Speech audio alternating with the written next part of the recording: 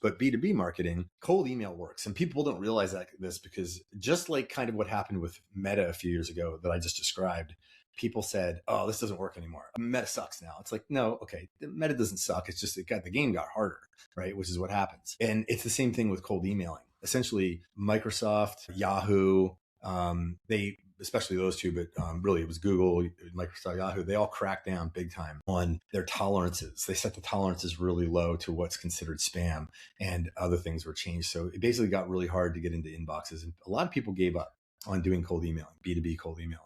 Well, guess what?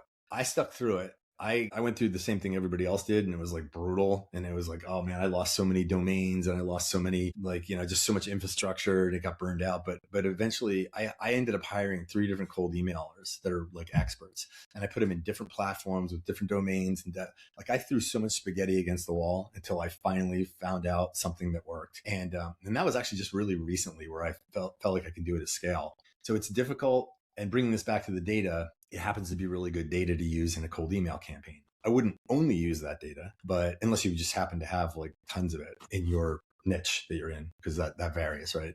But that can work really, really well. And so, but it reframes the sales process from just selling data and being like, well, vaya con Dios and good luck to you, to I'm a data enhanced agency. That's what we do. For a lot of these customers, we say, well, we're basically data enhanced in the sense that we're using better data, and it becomes a competitive differentiator for you as an agency.